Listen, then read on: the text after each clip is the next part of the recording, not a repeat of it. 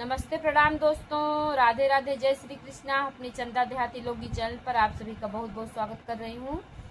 और हम लोग चल रहे हैं बहुत ही सुंदर सोहर गीत सुनाने आप लोगों को। बहुत पुराना सोहर गीत है, आप लोग एक बार जरूर सुनिएगा और अच्छा लगेगा तो लाइक शेयर सब्सक्राइब कमेंट जरूर करिएगा। तो आइए सुनाते हैं।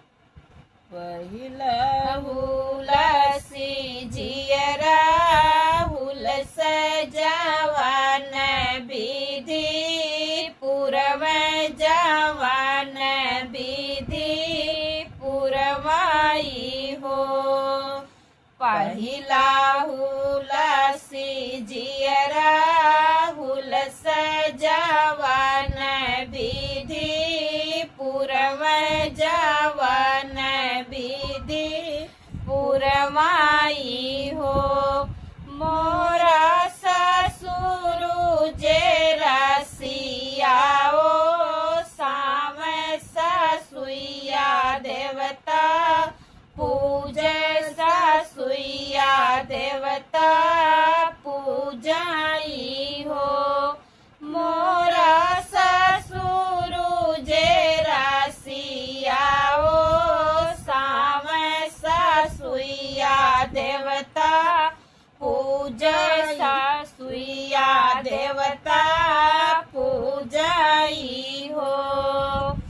दूसरा हुलसी जियरा हुल सजावन विधि पूरम जवान विधि पूरमाई हो।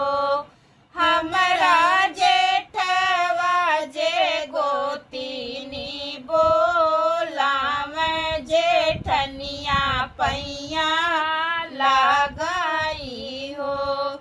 हमरा जेठवा जे गोतिनी बोलाम जेठनिया पैया लगाई हो।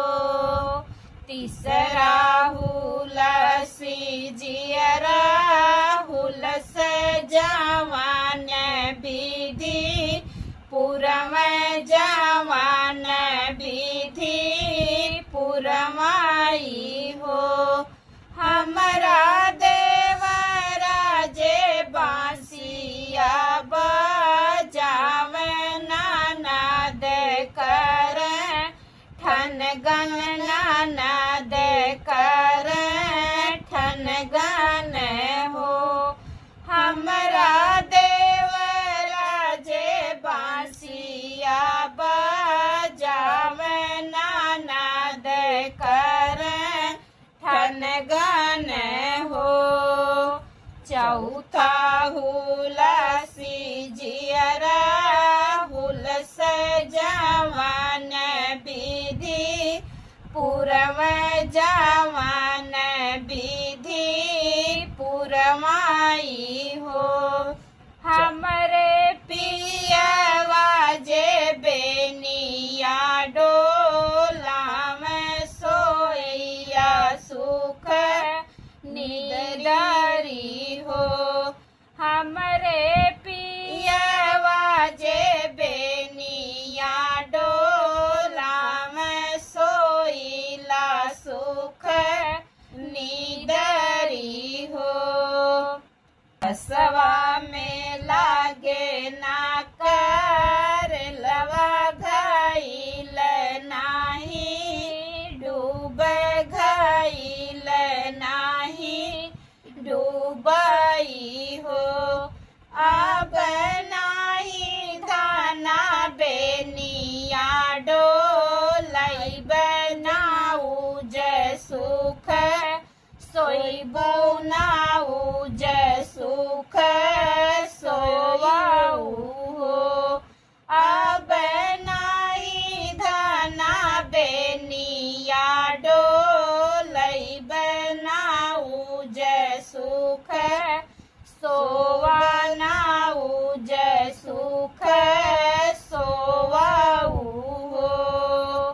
होत भी नहीं आपा है फाटत होरी लाज लियल बाबुआ जनम लियल हो बहिनी बाजे लगे आंगना बधैया उठन लागे सोहर उठन लागे सोहर हो बहिनी बाजे लगे आंगना बधैया उठन लागे सोहर उठन लागे सोहर हो बसवा में लगी गए करिलवा घायल भाल